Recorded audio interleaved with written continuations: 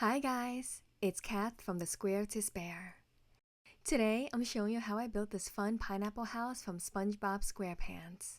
I previously made Krusty Krab to house my figurines from U2s and had to create this iconic pineapple under the sea. It even opens up to reveal the interior. This pineapple house is full of texture and vibrant colors. I use a lot of different crafting techniques to build this project, so follow along to make your own. Let's get started. The first thing I do is grab some foam board. I only have black, but any color will work because we'll be covering it up at the end. Cut a 20-inch wide by 9-inch tall sheet. Now we need to cut slits across the board to make the foam board bendable. You've seen me do this technique before where I cut 90% of the way through the foam board but not all the way through.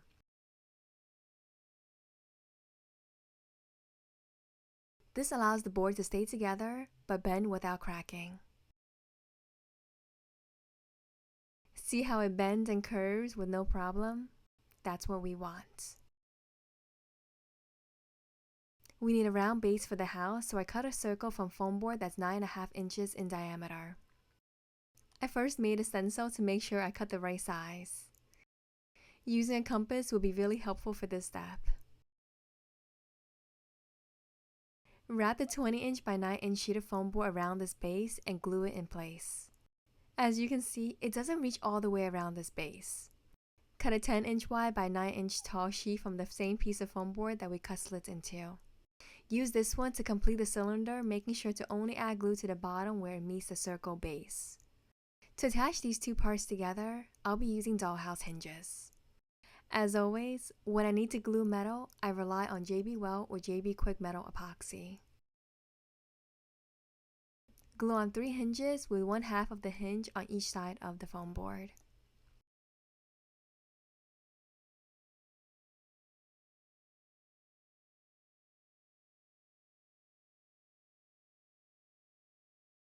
Once that glue is dry, turn the cylinder upside down and cut a line where the two pieces of foam board meet.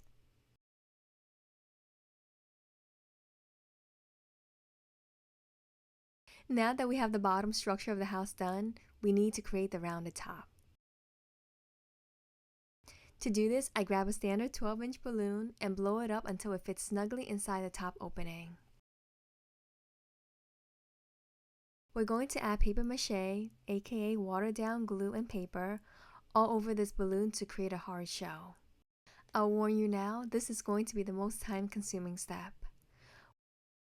You can use Mod Podge if you like, but I use simple Elmer's white glue mixed with a bit of water.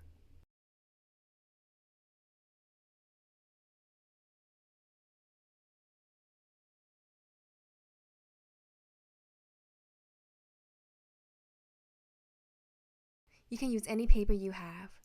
Just rip it up into smaller pieces so they go around the curves of the balloon a bit easier. Tape the balloon in place and begin layering on the glue mixture and paper.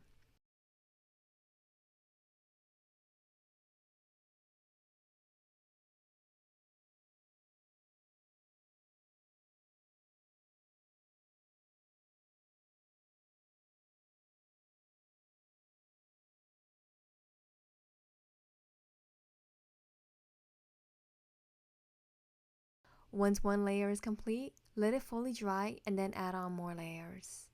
I did so many layers over the course of several days that I honestly lost count of how many there are.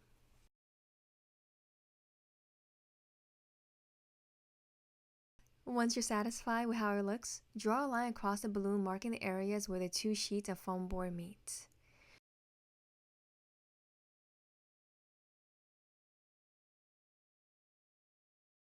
Use a utility knife to slowly cut through that line. When you start cutting, you'll also be puncturing the balloon inside.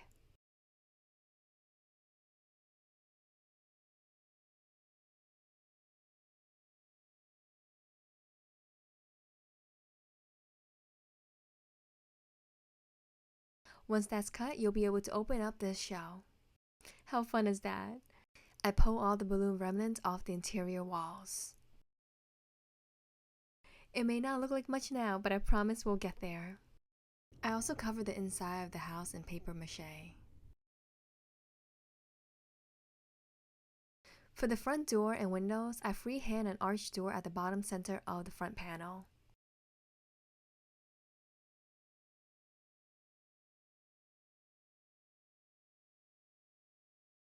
Carefully cut it out with a sharp utility knife.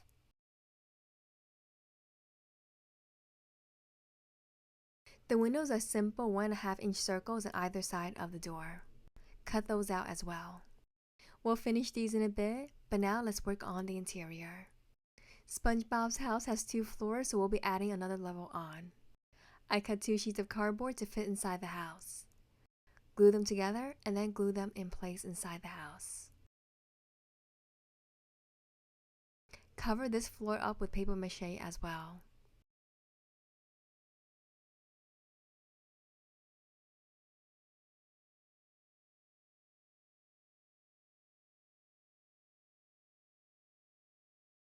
I mixed some acrylic paint to paint the interior of this house a light ocean blue color.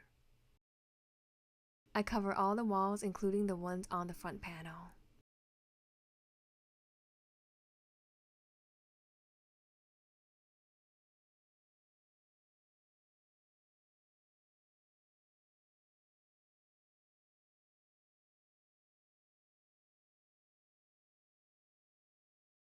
Use a thin strip of cardstock to cover the front area of the floor and paint it.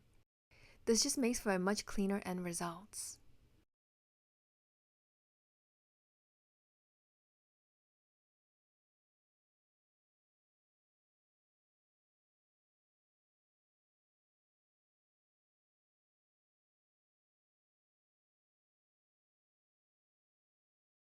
Once that's dry, I paint this floor and the first floor a light pastel green.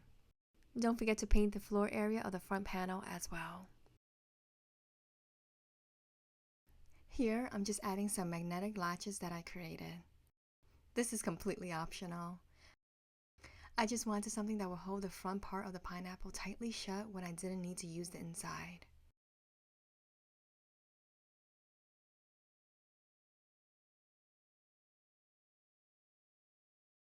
Next, I'll paint the exterior of the house in a light yellow. This yellow base will allow us to properly map out the texture we'll be adding and provides a good foundation for each layer that we'll be adding on. Before we get too far, don't forget to paint the underside of the second floor. I just used brown acrylic paint for this. While we're here, I add another wall made of cardboard to separate the top floor. Cover this wall with brown craft paper. If you see enough episodes of SpongeBob, you'll know there's this distinctive grid pattern on that wall. So I draw it on with some red markers.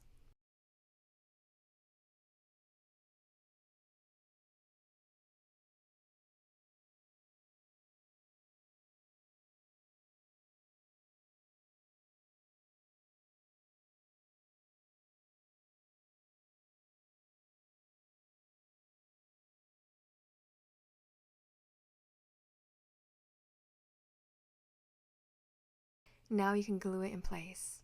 Let's work on finishing the windows and the door. I use index cards to cut out the shape for the door frame, and the window frames. You can also use a piece of foam board for the door if you want it to be thicker, which I did.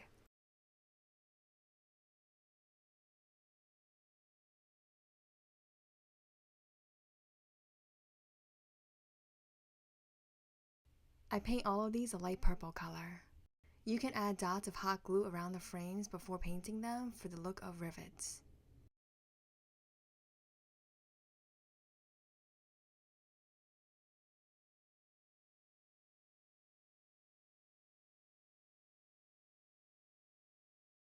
I then glue hinges onto the door with JB Weld and position it inside the door opening. Glue on the frame. Do the same for the window frames. And we can't forget about the interior frames for the windows and door. At this point, we're ready to start adding the pineapple texture on the exterior of the house. I start by marking lines diagonally across the pineapple 2 inches apart. Draw diagonal lines one way and then in the opposite direction so it creates a grid pattern. I do this in pencil and then go over it with a brown permanent marker. Once I'm satisfied with the pattern, I go over the brown marker with brown acrylic paints. The paint thickens the lines and makes them much more opaque.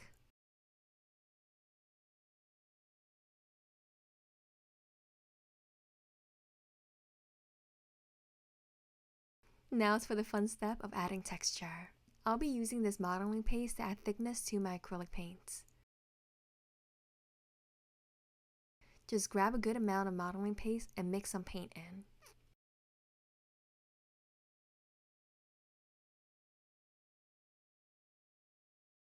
Then you apply it to the space in those little squares on the pineapple house.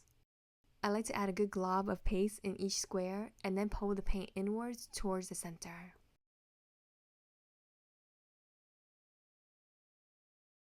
I'm trying to create the look of a pyramid in each square.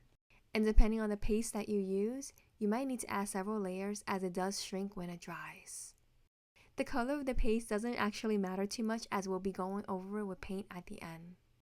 However, having a close match to your final product will make finishing it a lot easier. This is very time consuming, but having all this texture truly makes the final result what it is.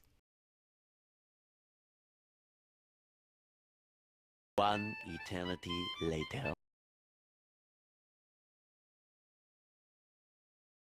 After all this texture has dried, I go over each square with a yellow-orange acrylic paints.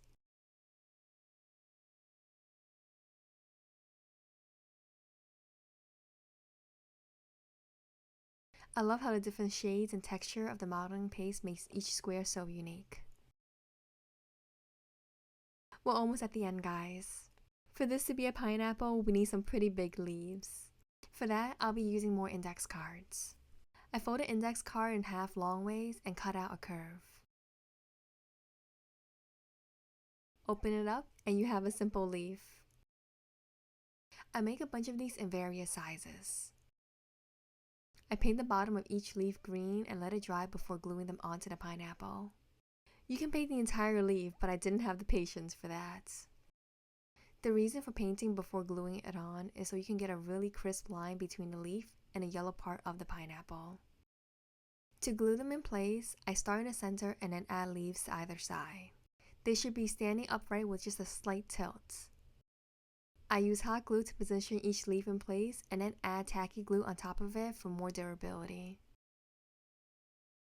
Once all the leaves are glued on, you can finish painting all the white areas in green. Now this looks like a pineapple. The chimney is the final piece that we need to complete the house, and this was the part that I had to design in 3D prints. To be honest, I almost like this pineapple house more without the chimney, but we have to go for accuracy. Now that this pineapple house is complete, we can add in our fun figurines from YouTube's.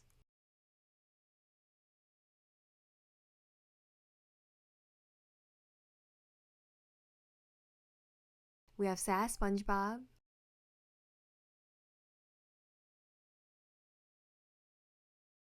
Sandy Cheeks,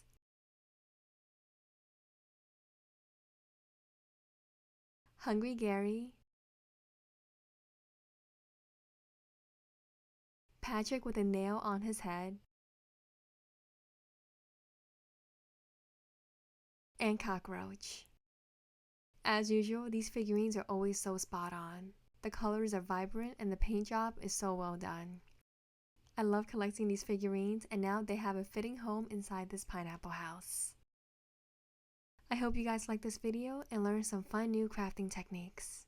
I'll see you next time. Bye.